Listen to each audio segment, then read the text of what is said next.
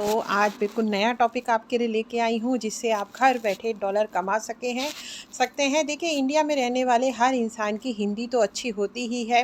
अब ये जो हिंदी में ये ऑडियो ट्रांसक्रिप्शन का काम होता है, जैसे मैक्रो वन जो गूगल की कंपनी है उसमें आजकल वैकेंसी निकली हुई है जिसमें 18 से $19 तक आप पर आवर कमा सकते हैं।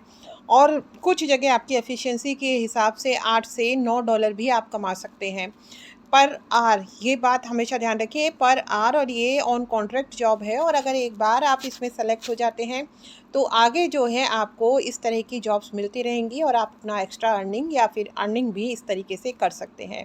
तो जो लोग इसका इंटरव्यू देने जा रहे हैं उनके लिए मुझे लगा मैक्रो वन के लिए जो लोग इंटरव्यू दे रहे हैं ये वीडियो बनाना जो है लाजमी है, क्योंकि मैंने कार्य किया है हिंदी अधिकारी के पद पर और हिंदी ट्रांसलेशन मेरा हमेशा कार्य रहा है। तो मुझे लगा आजकल ऑनलाइन काम करने का दौर है, तो जो लोग ये काम कर रहे हैं उनको थोड़ी सी हेल्प करूं, ताकि जो महिलाएं हैं बहुत पढ़ लिख कर के भी जो इस समय घर में हैं, क्योंकि उन्हें बुज़ुर्गों की देखभाल करनी है, बच्चों की देखभाल करनी है, तो उनके आगे जो ये बैरियर है कि वो घर से बाहर नहीं जा सकती, ये आड़े ना आए। 1 घंटे काम करके भी आप आराम से अपना काम जो है अपने खर्चे का निकाल सकें। देखिए, तो टॉपिक है audio transcription and correction, Hindi versus Romanised Hindi, meta data tagging and linguistic annotation, Hindi to जो इंग्लिश है उसमें ट्रांसलेशन एंड लोकलाइजेशन।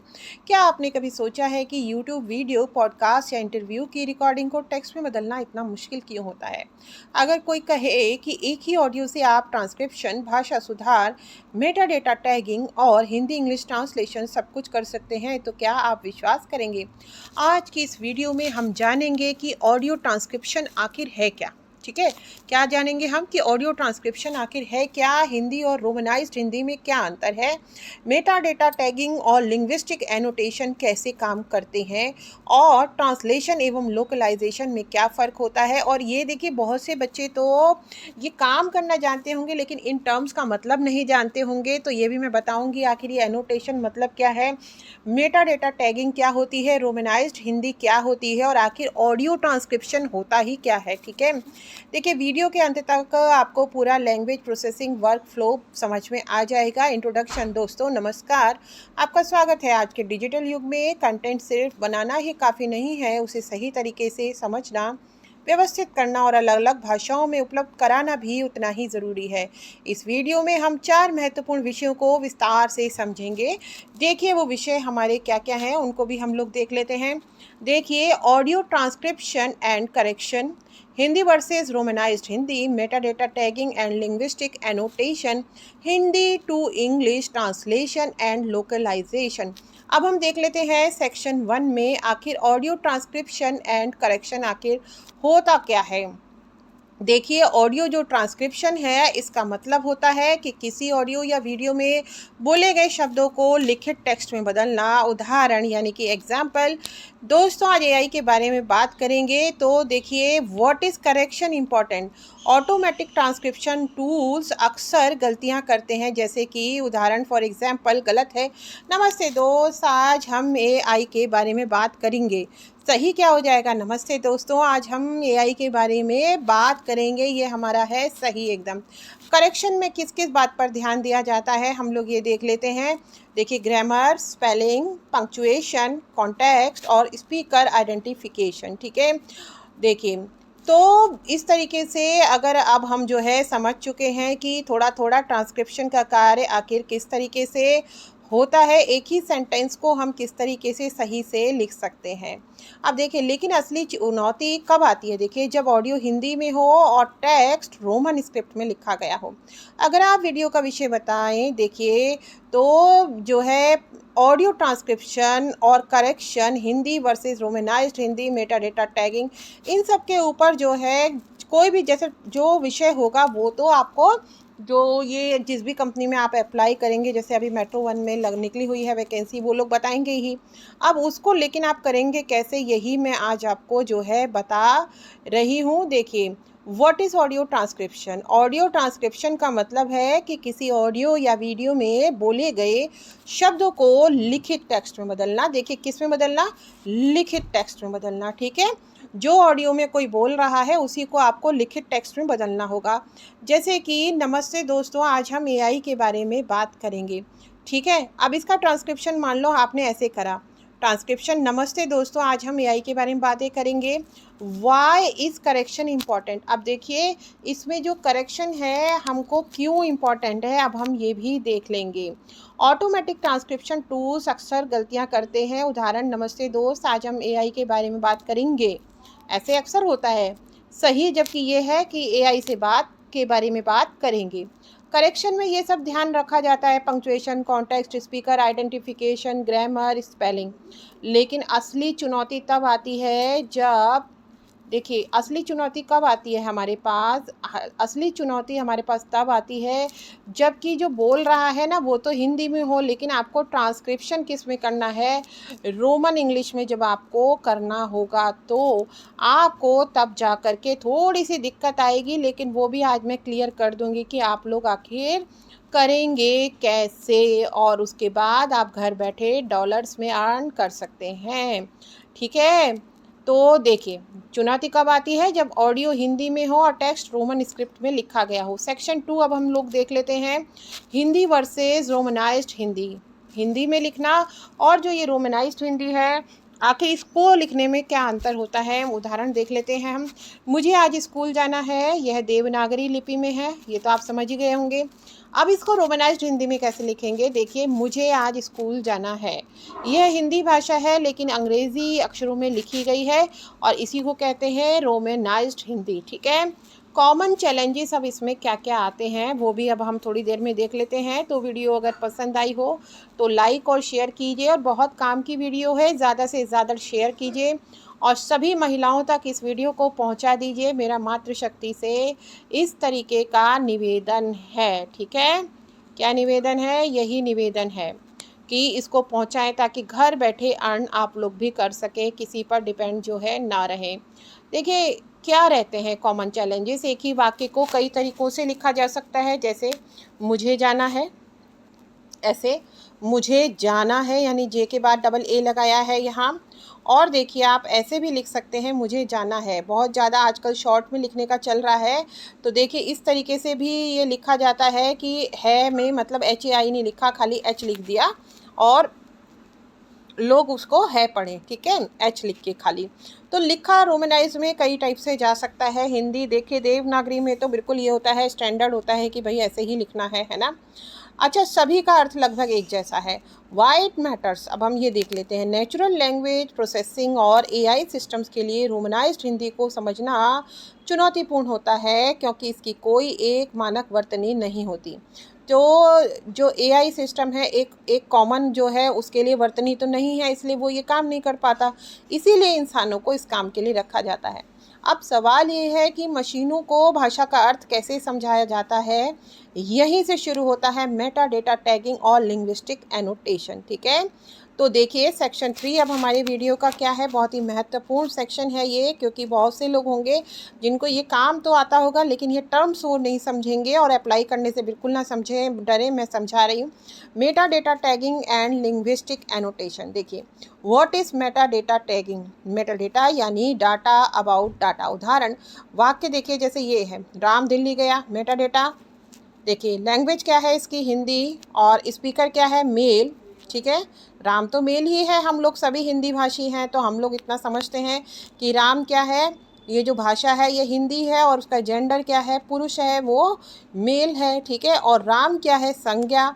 ये सब कुछ किस में आता है, ये सब कुछ आता है किस में, मेटा डेटा टैगिंग में। ठीक है, अच्छा दिल्ली जाता है। ठीक है, तो यहाँ पे दिल्ली गया, राम दिल्ली गया, तो यहाँ पे देखिए आप लोग कि दिल्ली हो गया प्रॉपर नाउन, गया हो गया वर्ब, और टाइप्स ऑफ एनोटेशन हो गया part of speech, tagging, noun, verb, adjective आदि। Named entity recognition, person, organisation, location, sentiment annotation, positive, negative, neutral. Importance, यही प्रक्रिया AI चैटबॉट्स, सर्च इंजन्स और वॉइस असिस्टेंट्स और ट्रांसलेशन सिस्टम्स को अधिक बुद्धिमान बनाती है। सेक्शन 4 हिंदी टू इंग्लिश जो है, ट्रांसलेशन एंड लोकलाइजेशन।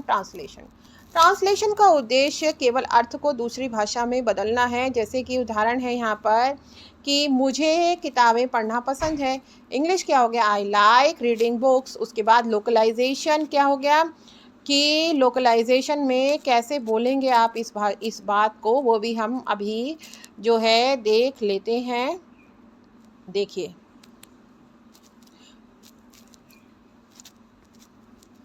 तो तब तक इस वीडियो को जल्दी जल्दी से शेयर कर दीजिए। देखिए, ये तो मैंने टैगिंग तो बता ही दिया था आपको।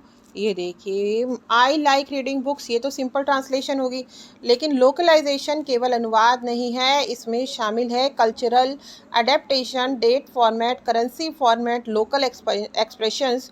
Example English, black Friday sale. तो डायरेक्ट ट्रांसलेशन क्या हो गया, ब्लैक फ्राइडे सेल।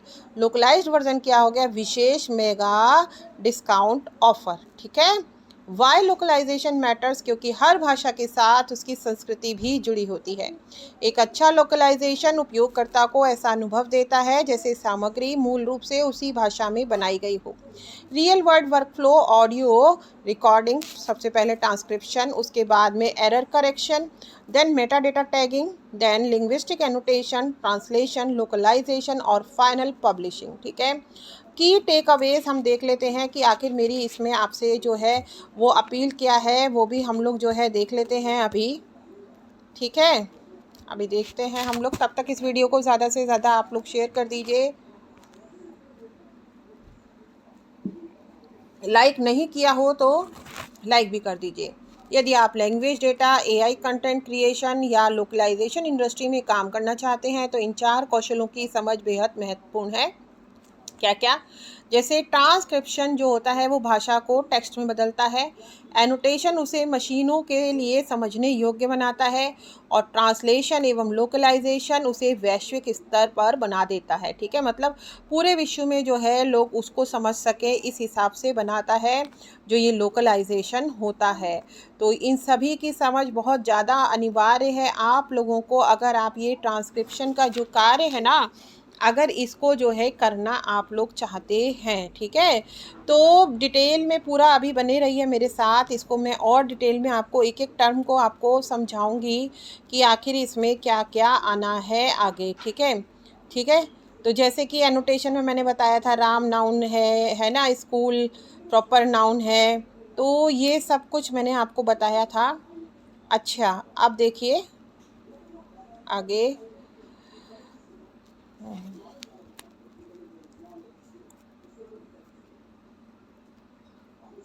देखो, एनोटेशन वाक्य राम स्कूल जाता है, ये मैंने आपको बताया ही था। अब देखिए, नामित इकाई नेम्ड एंटिटी एनोटेशन वाक्य राहुल दिल्ली में रहता है, व्यक्ति हो गया राहुल यानी कि पर्सन। और उसके बाद में आप देखिए वाक्य दिल्ली हो गया स्थान यानी लोकेशन। वाक्य विन्यास देखते हैं, सिंटैक्टिक एनोटेशन, इसमें वाक्य के विभिन्न भागों, कर्ता, कर्म, क्रिया को जो है आपको चिन्हित करना है। प्राकृतिक भाषा संसाधन में यानी कि एनएलपी में इसका उपयोग होता है। मशीन अनुवाद में, वाक पहचान यानी स्पीच रिकॉग्निशन में, चैटबॉट और कृत्रिम बुद्धिमत्ता एआई में, भाव विश्लेषण यानी सेंटीमेंट एनालिसिस में। सरल शब्दों में, भाषिक एनोटेशन वह प्रक्रिया है जिसमें भाषा संबंधी डेटा को विभिन्न लेबल या चिन्ह दिए जाते हैं ताकि मनुष्य और कंप्यूटर उसकी संरचना और अर्थ को आसानी से समझ सकें। अब देखते हैं भाषिक एनोटेशन यानी लिंग्विस्टिक एनोटेशन, विस्तृत विवरण। भाषिक एनोटेशन आखिर होता क्या है, लिंग्विस्टिक एनोटेशन आखिर होता क्या है। देखिए, यह वह प्रोसेस है या प्रक्रिया है जिसमें किसी भाषा संबंधी सामग्री, पाठ, ध्वनि, संवाद आदि में भाषाई जानकारी को व्यवस्थित रूप से जोड़कर उसे चिन्हित किया जाता है। इसका उद्देश्य, देखिए इसका उद्देश्य क्या होता है, हम वो भी देख लेते हैं। भाषा की संरचना, अर्थ और प्रयोग को स्पष्ट करना होता है ताकि शोधकर्ता, भाषाविद और कंप्यूटर प्रणालियाँ भाषा को बेहतर विश्लेषण कर सकें। भाषिक एनोटेशन की आवश्यकता, भाषा केवल शब्दों का समूह नहीं होती है, देखिए, बल्कि उसमें व्याकरण, अर्थ और ध्वनि जैसी अनेक विशेषताएं होती हैं। कंप्यूटर इन विशेषताओं को स्वतः नहीं समझ सकता, इसलिए भाषा डेटा पर विशेष चिन्ह, डेटा मतलब टैग्स लगाए जाते हैं जिन्हें एनोटेशन कहा जाता है। वाक्य सीमा पुस्तक पढ़ रही है, यहाँ पे एनोटेशन हम समझ लेते हैं। देखिए, एक तरफ हमारे पास शब्द हैं जैसे सीमा, एक तरफ है एनोटेशन संज्ञा यानी नाउन। पुस्तक है शब्द और संज्ञा हो गया एनोटेशन यानी कि नाउन। पढ़ यानी कि ये हो गई क्रिया और ये हो गई वर्ब। रही है सहायक क्रिया यानी ऑक्सिलरी वर्ब। इस प्रकार एनोटेशन भाषा की संरचना को स्पष्ट करता है। भाषिक एनोटेशन के प्रमुख प्रकार जैसे शब्द भेद, पार्ट ऑफ स्पीच एनोटेशन, इसमें प्रत्येक शब्द का व्याकरणिक वर्ग निर्धारित किया जाता है। फॉर एग्जाम्पल, जैसे कि हम उदाहरण देख लेते हैं ऑडियो। नमस्ते दोस्तों, आज हम एआई के बारे में बातें करेंगे। ट्रांसक्रिप्शन, नमस्ते दोस्तों, आज हम एआई के बारे में बात करेंगे। Why is correction important. Automatic transcription tools अक्सर गलतियां करते हैं, जैसे गलत क्या हो गया, करेंगे नमस्ते दोस्त, आज हम एआई के बारे में बात करेंगे। ठीक है, ये करेंगे शब्द कुछ नहीं होता, करेंगे होता है। सही शब्द है नमस्ते दोस्तों, आज हम एआई के बारे में बातें करेंगे। और करेक्शन में ध्यान दिया जाता है grammar, spelling, punctuation, context, speaker identification पर। देखिए, लेकिन असली चुनौती तब आती है जब ऑडियो हिंदी में हो और टेक्स्ट किस में लिखा गया हो, रोमन में जब लिखा जाता है तब जो है प्रॉब्लम आती है। ठीक है, तो देखो, नेचुरल लैंग्वेज प्रोसेसिंग और एआई सिस्टम के लिए रोमनाइज हिंदी को समझना चुनौतीपूर्ण होता है। इसकी कोई एक मानक वर्तनी तो देखिए होती ही नहीं है, ये आप लोग भी जानते हैं। है को आप HAI करके भी लिख सकते हैं और है को आप H करके भी लिख सकते हैं। ठीक है ना, ये बात आप लोग जानते हैं। ठीक है, तो देखिए रियल वर्ल्ड का वर्क फ्लो हम लोग देख लेते हैं। देखिए, ऑडियो रिकॉर्डिंग आएगी आपके पास सबसे पहले, उसके बाद आप ट्रांसक्रिप्शन का काम करेंगे, देन एरर करेक्शन, एरर को करेक्ट करेंगे आप, फिर Meta data tagging, linguistic annotation, फिर ट्रांसलेशन, फिर लोकलाइजेशन, फिर फाइनल पब्लिशिंग। क्योंकि एक ही शब्द का अलग अलग एरिया में जो है अलग अलग अर्थ होता है, तो लोकलाइजेशन बहुत ज़्यादा अनिवार्य है। अच्छा, अब हम की टेक अवेज देख लेते हैं दोस्तों। देखिए, तब तक इस वीडियो को जल्दी से आप लोग जो है शेयर कर दीजिए दोस्तों, लाइक कर दीजिए। और इसी तरह की वीडियोस मैं नॉलेज वाली आप लोगों के लिए लेके आती रहती हूँ।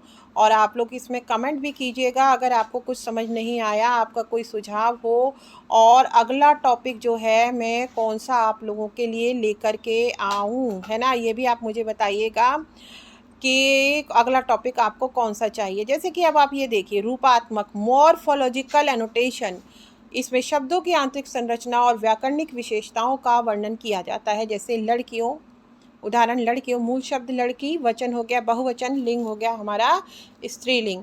वाक्य विन्यास यानी सिंटैटिक एनोटेशन, इसमें वाक्य के विभिन्न घटकों और उनके संबंधों को चिन्हित किया जाता है।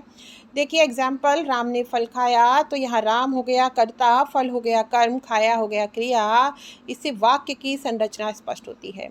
अर्थगत यानी सीमेंटिक एनोटेशन, इसमें शब्दों या वाक्यों के अर्थ को चिन्हित किया जाता है। जैसे दिल्ली भारत की राजधानी है, दिल्ली है स्थान, भारत है देश। नामित इकाई एनोटेशन, नेम्ड एंटिटी एनोटेशन, इसमें व्यक्तियों, स्थानों, संस्थाओं आदि की पहचान की जाती है। जैसे कि नरेंद्र मोदी ने मुंबई का दौरा किया, नरेंद्र मोदी एक व्यक्ति है और मुंबई क्या है, यहाँ स्थान। प्रवचन या संवाद एनोटेशन देखते हैं। डिस्क्लोजर एनोटेशन, इसमें वाक्यों और अनुच्छेदों के बीच संबंधों का अध्ययन किया जाता है। जैसे फॉर एग्जाम्पल, बारिश हो रही थी इसलिए स्कूल बंद था, यहाँ इसलिए कारण परिणाम संबंध को दर्शाता है। ध्वन्यात्मक वाक्य annotation, phonetic and speech annotation, यह भाषण स्पीच डेटा पर किया जाता है, जहाँ ध्वनियों, विरामों और उच्चारण की विशेषताओं को चिन्हित किया जाता है। भाषिक एनोटेशन की प्रक्रिया, भाषा डेटा का संग्रह, एनोटेशन योजना यानी एनोटेशन स्कीम तैयार करना, डेटा पर टैग लगाना, गुणवत्ता की जांच करना, विश्लेषण और उपयोग। भाषिक एनोटेशन के अनुप्रयोग, भाषा देखिए, प्राकृतिक भाषा संसाधन यानी NLP, मशीनों को मानव भाषा समझने में सहायता मिलती है। मशीन अनुवाद, जैसे हिंदी से अंग्रेजी अनुवाद, चैटबॉट और वर्चुअल सहायक उपयोगकर्ता के प्रश्नों को सही ढंग से समझने में मदद। भाव विश्लेषण यानी सेंटिमेंट एनालिसिस, किसी पाठ में सकारात्मक, नकारात्मक या तटस्थ भाव पहचानना। सूचना निष्कर्षण यानी कि इंफॉर्मेशन एक्सट्रैक्शन, महत्वपूर्ण जानकारी को स्वतः ही निकालना। भाषा अनुसंधान, भाषा की संरचना और विकास का अध्ययन। अब इसके लाभ क्या होते हैं, देखिए, भाषा विश्लेषण को सरल बनाता है, कृत्रिम बुद्धिमत्ता प्रणालियों की गुणवत्ता बढ़ाता है, भाषा संसाधनों के निर्माण में सहायक है, शोध कार्यों में उपयोगी है। अब इसकी लिमिटेशंस क्या है, देखिए समय और श्रम अधिक लगता है और विशेषज्ञों की आवश्यकता अधिक होती है। कभी कभी अलग अलग एनोटेशन अलग अलग व्याख्या कर सकते हैं। तो थैंक्स फॉर वॉचिंग, और वीडियो को ज़रूर से ज़रूर आप लोग लाइक करके जाइएगा, शेयर ज़रूर कीजिएगा, कमेंट भी अवश्य से अवश्य ही आप लोग जो है कीजिएगा, और ज़्यादा से ज़्यादा इसको शेयर भी कीजिएगा और बताइएगा अगला टॉपिक मैं कौन सा चुनूँ जिस पर कि मैं आप लोगों के लिए वीडियो लाऊँ। बहुत बहुत शुक्रिया।